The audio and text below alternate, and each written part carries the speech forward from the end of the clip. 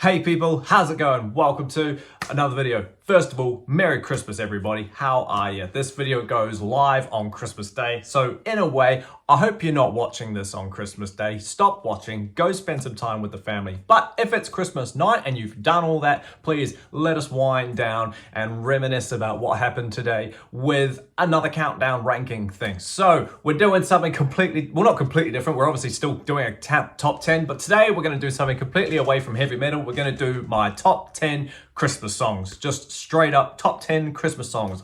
I was going to do this last year, but I just straight up never got round to it. So I was like, well, gosh darn, it's the 28th now and it's too late. So I thought, right, let's actually do it this time. So notice the title of the video is top 10 Christmas songs, right? So it's not 10 metal Christmas songs or anything like that. So we're just including everything, all right? This is completely different from my usual, topic of things to talk about, but it's freaking Christmas time. So why not hone in on that spirit? So let's just get straight into it. We've got 10 songs to get through, not a lot. There shouldn't be too much rambling going on, but just in case there is, we'll pick it up immediately. So let me know down below what your favorite Christmas songs are, whether it be metal infused or not. We're talking about the classics or the hymns, if you're that way inclined, or, the crack up metal ones that we're all familiar with. So without further ado, let's just get straight into it. Go and hit the sub button if you like all things metal and you like all things music related, because that's what we do here. So yeah, without further ado, let's just get straight into it. Got to wear a Santa hat, naturally. So coming in at number 10, I've chucked in something random, and that is Wham's Last Christmas. My sister will absolutely roast me for chucking this one all the way down the bottom. So you could say I'm a fan of Christmas. Do you know what I mean? I don't get there comes a fine point, right? Where if you're walking around the shops on November 3rd and you're starting to hear this kind of music, yeah, sure, that's where it gets a bit insane. But if it's December 22nd and, the shopping's been done and the food's getting cooked and, the presents are under the tree and whatnot, it's, to me, fine to start playing that kind of music, naturally. Even by like the 15th, that's when I start getting itchy for Christmas time. Do you know what I mean? I think it's fun. I live in New Zealand, so it's summer here right now. Thankfully, it's not a very nice day, so I'm able to wear what I normally wear without looking too summery. But yeah, Christmas Day here is sunny and it's warm, and we're normally outside having barbecues, eating hot food, things like that, kicking balls in the garden, all that fun stuff. There's no snow, there's nothing cold, it's hot. So it's funny to listen to a song like Last Christmas, which, look at the album cover, look at the single cover, pretty much look at everything else. Snow, ice, and cold. We don't do that here. However, I'm rambling. Last Christmas is a fantastic song because when you hear it, you just get the immediate feel for Christmas time. Do you know what I mean? It's a pop song, obviously. It's 4 minutes long. This was released on December 3rd. So way back in 1984, 40 years this year. Wow, I didn't know that. So that's kind of fun. Rest in peace, George Michael as well. He died on Christmas Day, 2019, I think, 2018, something like that. So crack up that just coincided. Not crack up that he died, but crack up that coincided. Anyway, Last Christmas is a fun song. It's catchy, it's poppy, and it's just awesome. I just think it's fun. You hear it and you think, let's get into it, so that's that. So yeah, it's just a great song. I love it. Coming in at number 9, I've got the Pogues' Fairy Tale of New York. Again, this is one of those classic songs, but like, you can't have a Christmas list without these classic songs, right? So this one came out on November 23rd, 1987. So it came out a little bit early compared to like other Christmas songs. But like, again, this is one of those ones where it's weird. It gives off the vibe of, it's a folky, Irishy sounding song, right? It's Celtic and whatnot. And with the whole fiddle and violins and stuff. And it's just like, when you think about it, the only thing that really makes this a Christmas song is the fact of that one lyric. The bells are ringing out for Christmas Day. It could just be a standard folk Irish song without that, and it wouldn't mean anything. But I don't know.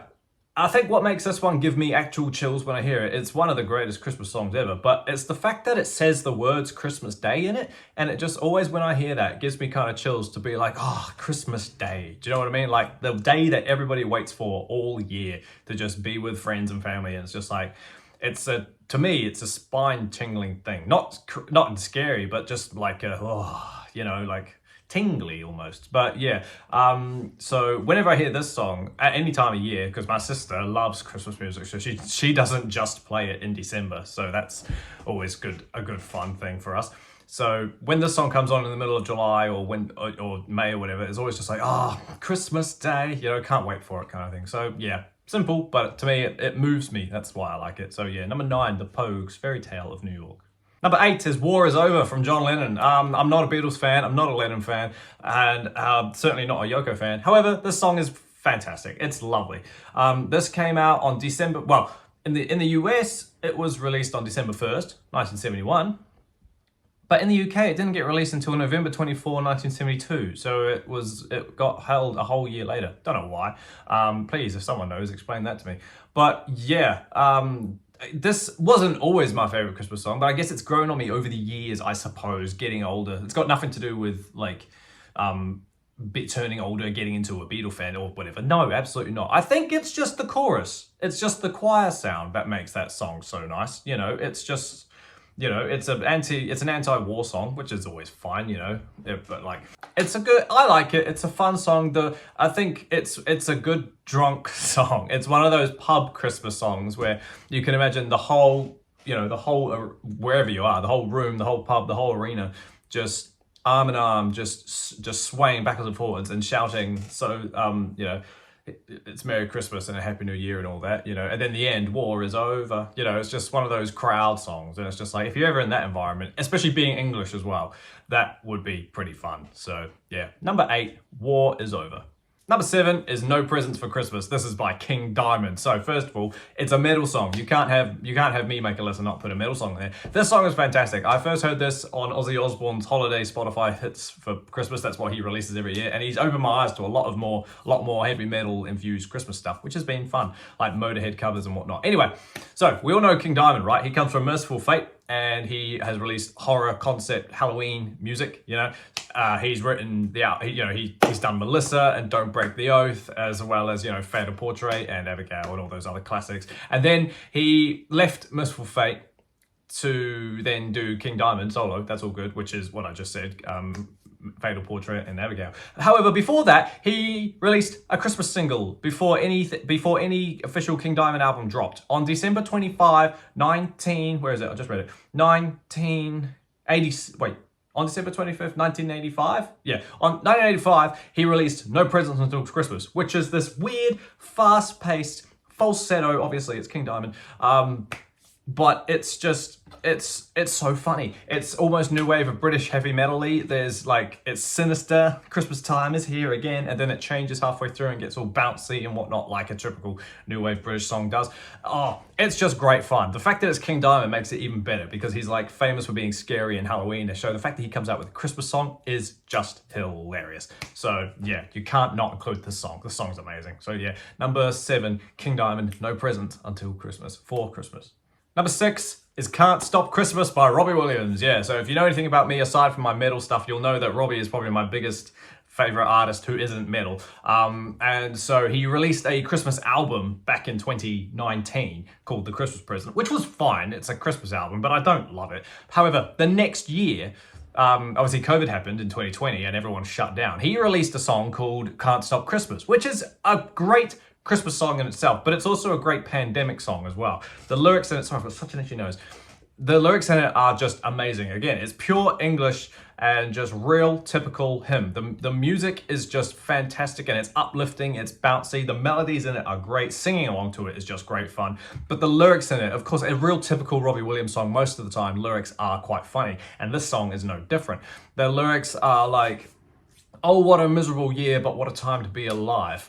And just, Santa's on his sleigh, but now he's 2 meters away. Do you remember all that? When we all had to stand 2 meters apart from each other? What a time to be alive. Do you know what I mean? We'll all do our shopping online. The high street lights are up. It's just great. You know what I mean? You can't take away our season like you can take away the wine. It's just English and winter and fun. It's Robbie, so I'm going to love it naturally. If you don't like it, then sure. But it's Robbie, so I love it. We all love it in my house. It's just so much fun. So yeah, it's a great song. If you haven't heard it, just go listen to it. It will perk you up if you're in a bad mood. So yeah, what did I say? Number 6, Can't Stop Christmas, Robbie Williams. Number 5, It's the Most Wonderful Time of the Year by Andy Williams. Now we're getting into the classic stuff, right? This is where probably most songs on this are most famous. Most of this stuff comes from Home Alone, right? That's where we first, as my generation, my generation got introduced to sort of proper Christmas music. Do you know what I mean? We've watched Home Alone every year now for the last 25 years, more or less.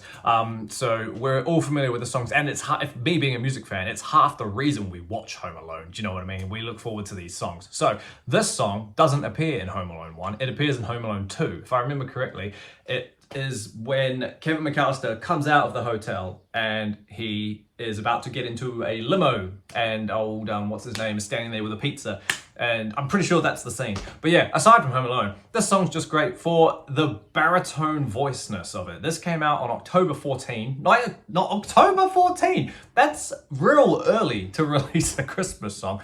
But yeah, October 14, 1963. So it's a very, very old song. Might just be the oldest song on this list, but it's pretty.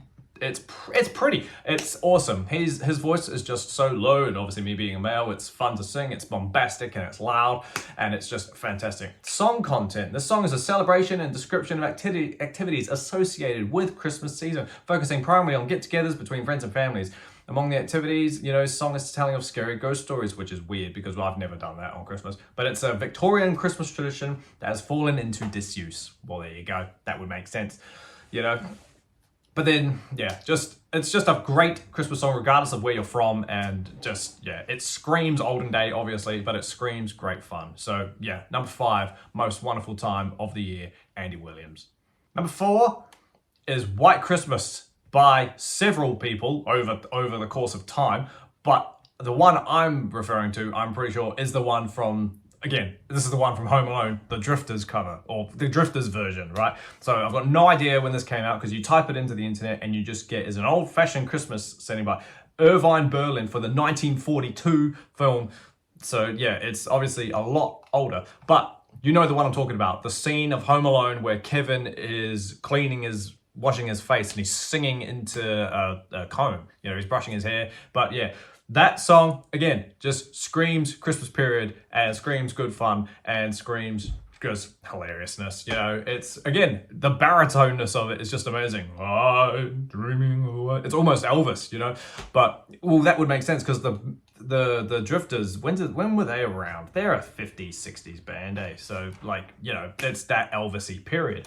And the fact that it ties it in more with Home Alone as well is just perfect as well. Do you know what I mean? It's just so nice. You can't not like that song. Do you know what I mean? What even cracks me up is you get this baritoneness from the start of it. Oh, I'm dreaming of a word. And then halfway through, you know the backing vocals where they go, where they get all high. And then you get that second half of the song, which is like almost soprano, just goes complete opposite of what we heard. And it's like way up there to the point where it's like, it's hilarious. I love it. I think it's great fun. So yeah, if I don't need to say if you're unfamiliar with this, because we all are surely by this point. So yeah, number 4, I'm pretty sure. Number 4, White Christmas, the Drifters. Number 3 is Father Christmas by the Kinks. Yeah, so this one came out in 1977, so not the oldest song that we've got. I again found this one due to Ozzy Osbourne's Holiday Hits Christmas playlist thing, and I was like, what in the heck is this? So we all know who the Kinks are, right? They are like the bad boy version of the Beatles. The Beatles will sing She Loves You and I Want to Hold Your Hand, but then the Kinks will sing You Really Got Me Going, so it's, good boy, bad boy. So the fact that the Bad Boys come out with a Christmas song is just funny. It's nothing fancy. Obviously, it's a Kinks song, so it's pretty much an early, very, very, very, very, very early punk song, right? It's just about, what is it? Father Christmas is sung from the perspective of a mall Santa who is mugged by working class kids who tell him to leave his presents for little rich boys and request for money and jobs for their parents instead. So yeah, it's a funny twist on it. But I think it's great fun. It's humorous, it's funny, there's a tiny bit of bitterness in it, but musically, it's very simple. It's just fun to sing. Father Christmas. It starts with like bells and chimes and whatnot, very simple bells and chimes, but it's great fun. It hones in on the Christmas time and the Christmas vibe and spirit, and it's just great. It's 3 minutes 45 of just good Christmas fun. So yeah, number 3, the Kinks, Father Christmas. Number 2 is Rob Halford's version of We Three Kings again. Ozzy Osbourne's playlist came with this. I've been listening to this playlist for years, by the way. Don't think this is all brand new. I've heard people laugh at Rob Halford's Winter Songs albums. I haven't actually listened to this whole album in full. I've heard half of it, but I've just only heard We Three Kings, fantastic version. Donna and Blitzen pretty funny, but that's not off this album. But yeah, so I love power metal, and Priest and Maiden, you know, they're great singers, sounding bands. Rob's voice is just fantastic. So for him to be shouting out Christmas hymns like Come Old Manuel and What Child Is This, We Three Kings in particular, it's just a power metal version of all our favorite Christmas hymns. Do you know what I mean? It's so great. We Three Kings, you do all the power metal movements, kind of thing, and it's like, oh yes, I'm a religious child of God right now. That's how it feels, honestly. This album's just fun because it's, like I said, it's a power metal version of a very powerful hymn. It's just double bass going and Rob Halford's vocals in it. I do wish he went a bit more into his high register though. He didn't do that once through this whole song. It's quite monotone in a way, but it's still sang in a very, it's almost sang in like a Sabaton power metal way. Do you know what I mean? It's such a lower register, but the music's going and the solos are good, it's fun. But yeah, that's my only gripe with it. But yeah, when this one comes on any time of year, I will let it play because it's that good of a song. I think it's so much fun. So yeah, if you haven't heard this, please go listen to it. I'm not going to say listen to Winter Songs, the whole album, unless you're in that mood, but if you're going to listen to one song, please go listen to We Three Kings. It's so cool, especially if you're that way inclined from the religious background. To put a metal spin on it is pretty fun. So yeah, fantastic stuff. We Three Kings.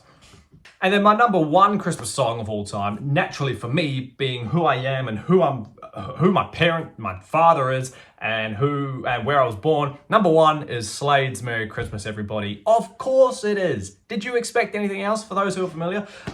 So this was released on December 15, 1973. I'm pretty sure, from what I've heard, it entered the album chart or the singles chart at number one. That's how good it was. Slade in 1973 were absolute kings of Top of the Pops and kings of the music charts. Everything they did, nothing was going wrong for them. You know, Come On Feel the Noise, Squeeze Me, Please Me, Merry Christmas, and I want to say My Friend Stan, I think, but I could be wrong. My dad will beat me if I got that wrong. Obviously, Don had his Crash as well. They did Flame the next year, but yeah, honestly, 1973 for them was just insane. To this day, 51 years later, Merry Christmas Everybody is still getting played on, you know, daytime radio, not just in England, but it's getting played over here as well, which is insane.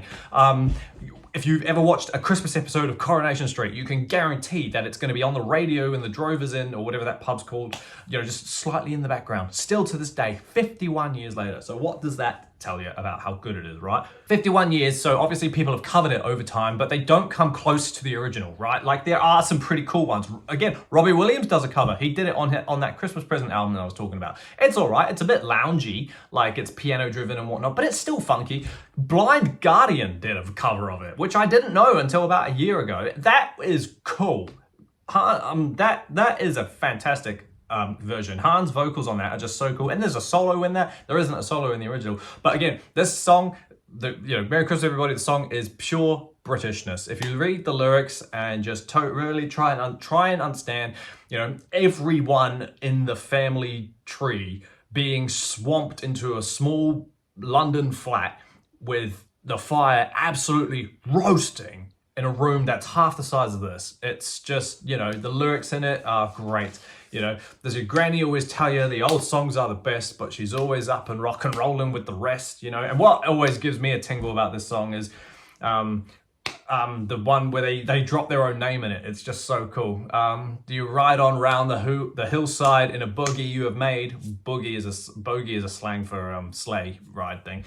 When you land upon your head, then you've been slayed. Fantastic. I love that. That's just, and yeah, so here it is. Merry Christmas, everybody. Again, it's a loud drinking pub type song, but it's so good. You can't listen to Christmas music without getting this one involved. So yeah, number one, Merry Christmas, everybody, from the Glam Rock Kings, Slade. Awesome as team. Thank you so much for hanging out with me while we sit here and I get increasingly more passionate about Christmas music. Like I said at the start, chuck your list down below if you've got 10 favorite Christmas songs. Doesn't matter what they come from. If they're hymns, great. If they're church songs, if they're metal songs, doesn't matter. Chuck them all down below.